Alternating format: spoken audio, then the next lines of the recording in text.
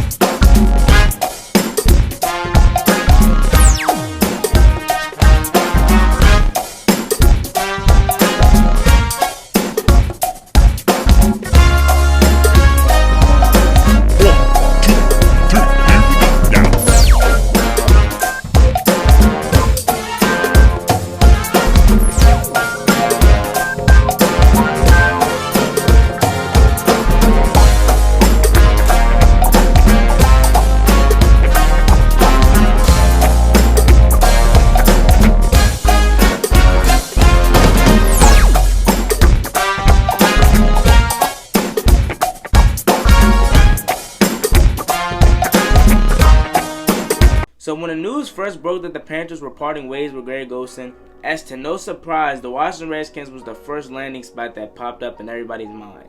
First, we desperately need a tight end, with Jordan Reed being hurt, should retire, and Vernon Davis just announcing his retirement. We're in desperate need of a tight end. So people were saying that he should come to the Washington Redskins because he's familiar with the coaching staff. And Ron Rivera, he has his tight end coach back from the Carolina Panthers, and he's just familiar with the whole coaching staff. Because if you haven't been keeping up with the news and you've been under a rock, we literally hired almost every Panthers head coach from last year to come over to Washington. So when the news first came out, people were saying, no, we should stay away from Greg Olsen because he's old and he's injury prone. He's been hurt for the past years.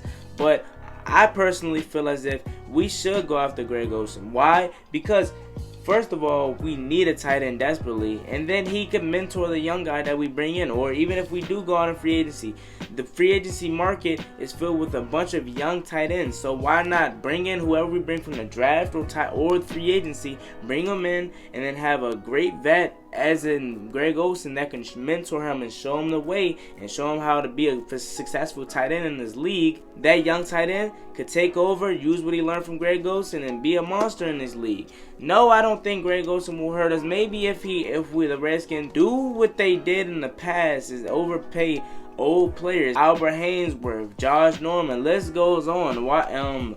Back in the day, before my time, Jason Taylor, the great defensive end linebacker for the Dolphins. We overpaid him.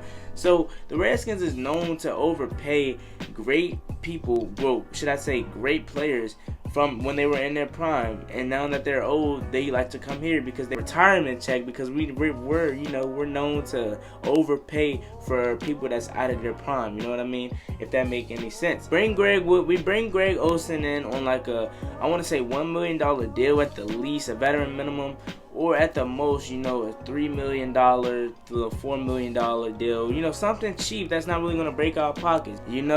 And then he could mentor the young guy that we bring in, whether that's free agency or, the draft. I personally feel that this would be a great move for us. And on top of that, it's not like he's going to be the number one option. If they bring him in, Scott Turner had already came out and said that we were planning to get a tight end in free agency. So it's not like he's going to be the number one guy. So I want to tell everybody to relax.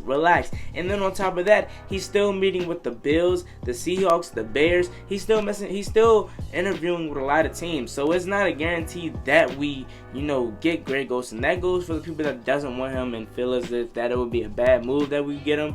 I don't think it would be a bad move. Yes, he's been hurt for these past 2 years, but for his first 7 years in the league, he played 16 games straight. When is the last time we had a tight end that played 16 straight games? I don't even remember. Probably Chris Cooley. I don't even know. I can't even tell you honestly. And then on top of that, he could go to Buffalo. Buffalo would be a good fit. They're in the need for a tight end. They already have Dawson Knox.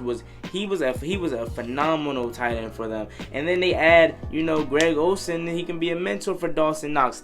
And then on top of that, should I mention the coaching staff? He could go over there because he's familiar with Sean McDermott from Carolina and the rest of their guys over there. So it's not a lockup that we get Greg Olsen. He still has a lot of teams that he could go to. Chicago is the team that drafted him. So it's not a lock that we get Greg Olsen. So for all the people that saying that it will be dumb for us to get Greg Olsen, you're wrong. Well, I can't really change your opinion. It's your opinion, but I'm just stating the facts why it wouldn't be a bad move that we get him, because we're gonna sign him to a cheap deal. He can help out he can mentor our young guys, especially the tight ends. And then when he's in the game, he's capable of blocking good, and he can go out and still have some sort of route running. Look up when he's healthy. I know it was back then when he was old. When he was younger. He still has that capability to get open and make plays for his quarterback, and Dwayne Haskins needs that. For an example, I don't mean to make comparisons, but look at